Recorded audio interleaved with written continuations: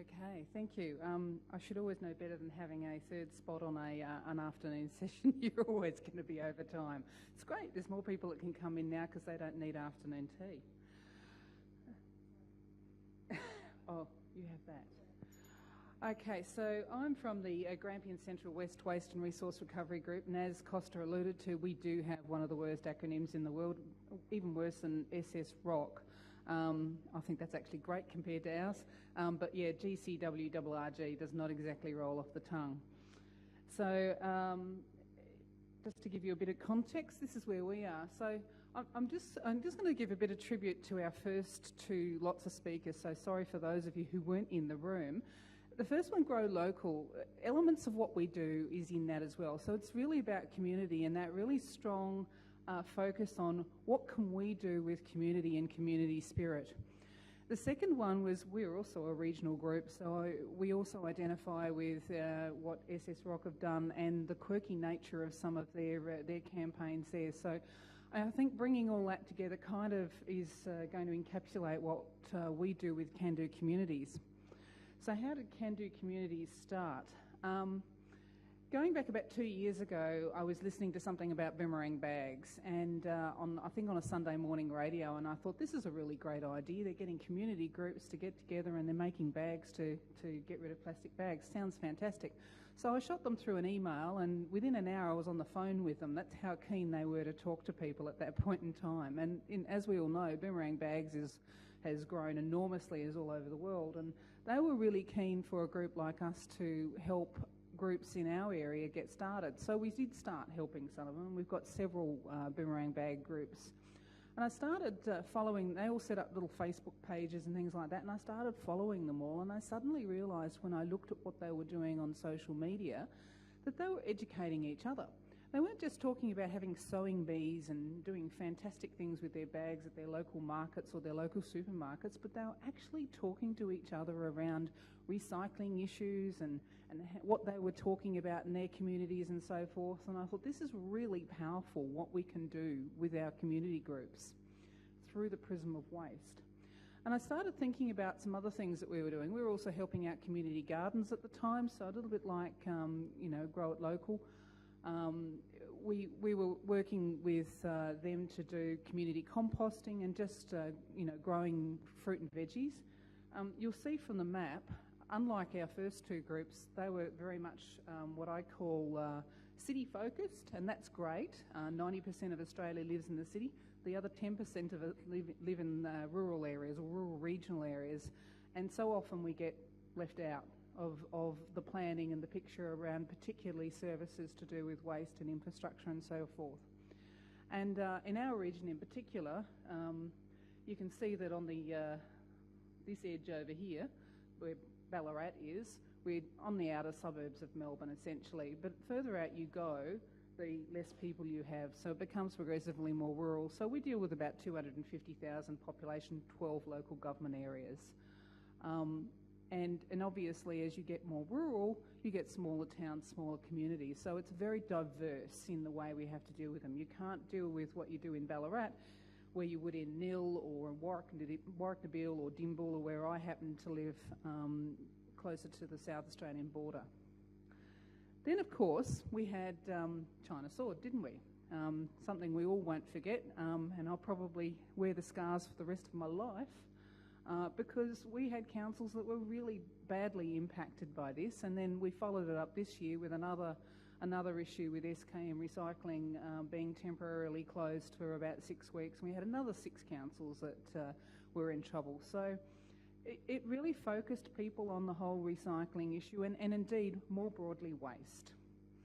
For the first time since I've been a waste educator, which is going back a number of years now. So 5 years ago when I would talk about waste, you'd sort of get the rolling of the eyes, Laverne's banging on about waste again.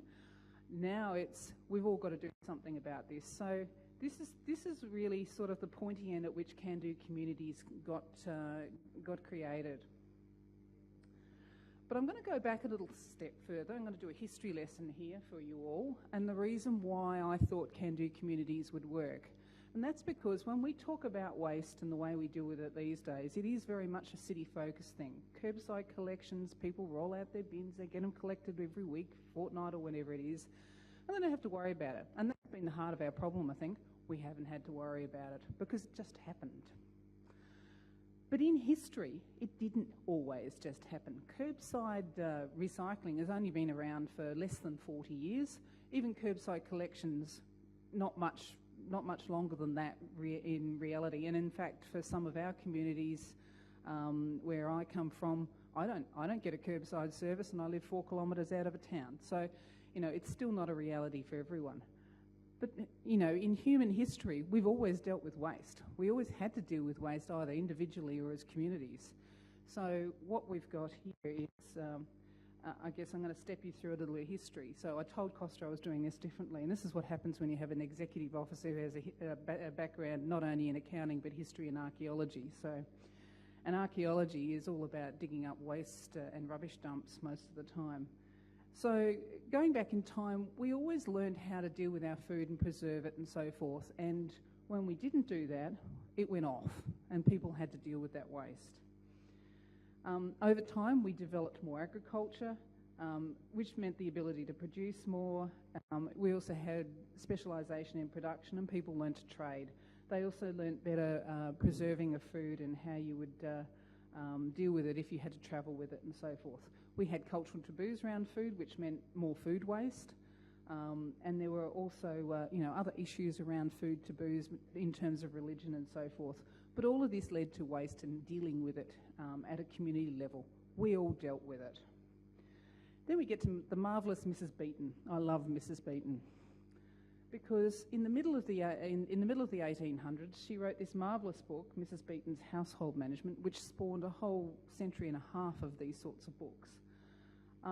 But she started, I guess, talking to middle-class household managers, the modern-day housewife, for want of a better word, and talking to them about how to be frugal, how to not waste things. I mean, never waste or throw away anything that can be turned into account, is her term.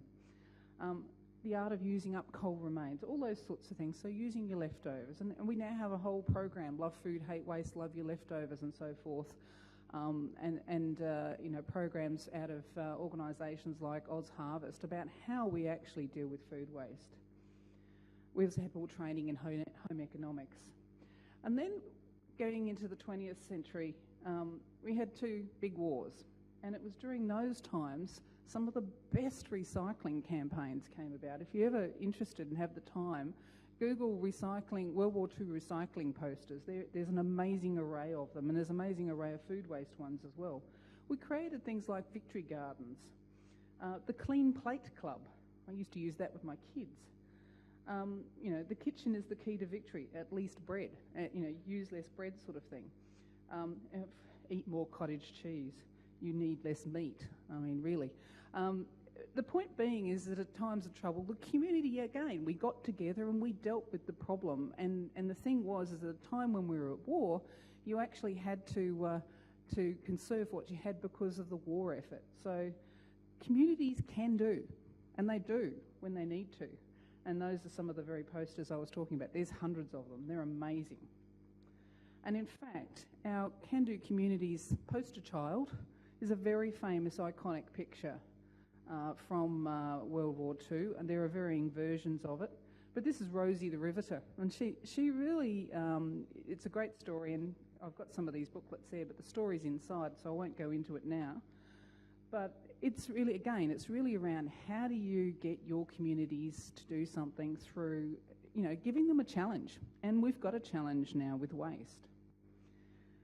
So then we go into post-war and the technology. We've got refrigerators. Who would have thought we never had refrigerators until around about the end of World War II as something in the kitchen? Cooking book styles changed. We had a lot of social changes over that time. I'm skipping through this a bit because I know you probably all want that cup of tea. And then we have the modern problem. Out of sight, out of mind. That's the bin going out, we never see it. Waste being linear, just like our economy, and we're talking about circular economy now. Waste has to be circular as well. And there's a whole lot of other things that I could talk about there, but there's a whole theory around waste and waste being matter out of place. So it's in terms of how we view things. So why can-do communities? So let's get down to the nub of it now. It's about building community capacity. I deal with a lot of small communities. We might only have 300 people in a town, we might have 1,500, we might have 100,000 or so in Ballarat. But they're all communities and they all want to make change and they all want to do things. And that's what we discovered through the boomerang bags, the community food hubs that we started connecting with, the community gardens, the men's sheds, the repair cafes, all of which are part of can-do communities now. So it's also about highlighting individual and community responsibility, getting people to understand that you are responsible for your own waste. Governments can do so much. They can provide infrastructure, they can provide service delivery, but it's your responsibility. And when people ask me what can we do, my usual answer if I'm feeling in a bad mood is buy less shit. That's the easiest one you can do. And obviously engaging and educating our community directly with waste and recycling issues. And in fact, what Can-Do Communities is all about is getting them to educate themselves and share that education within their own community. So some of our key areas that we focused on when we launched last year, so this is only a year ago that we did this, say no to plastic. So we've come a long way since then with plastic bags. Can we fix it? That's around repair cafes. Too Good to Waste, we work with Love Food Hate Waste in Victoria to deliver that. We deliver a lot of workshops around that. And sharing is caring. So that's around the sharing economy. So whether it's sharing produce through produce swaps or whether it's sharing recycling things through op shops and things like that. Those are the key, I guess, touch points for Can-Do. And I'll just rip through these, but these are all in the booklet. If you want a copy, I've got a few here. Again, say no to plastic and, going on from plastic bags, other single-use plastic that we don't want to see into the future as well.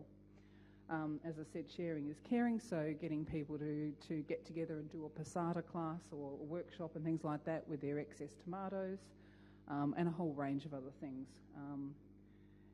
Obviously, Too Good to Waste is around Love Food Hate Waste and getting people to understand how much is actually wasted.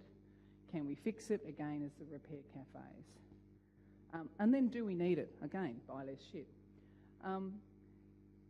So Can-Do Communities in practice. So what we did was we started enabling. We provide very small grants to community groups to get started, a little bit of seed funding, because what we also discovered is they weren't looking for $10,000, $20,000 grants. They were looking for $500 just to get them going, because it was about community spirit.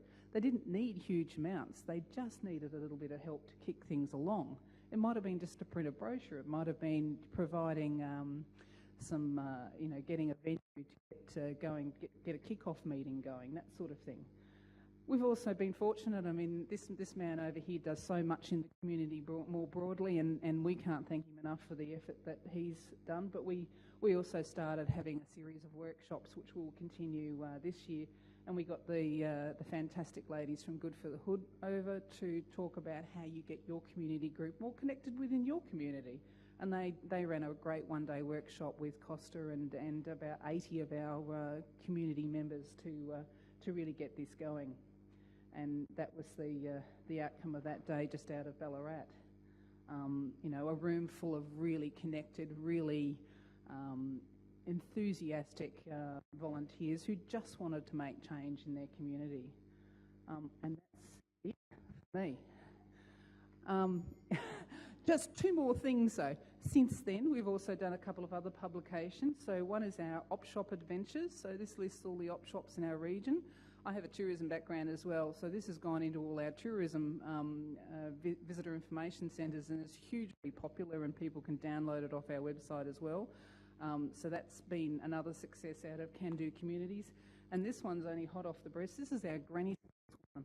This is about, and we've worked with Rebecca Sullivan, who's our, a Granny Skills group from Adelaide. She's in there. But this is really about starting to address the issue of waste avoidance. So looking at what our grandmothers and grandfathers, dare I say, used to do to not actually produce waste in the first place. So there's lots of great recipes and tips and tricks and so forth in there. So that's about it. I've got a few copies of all of these up here if anyone's interested, but thank you.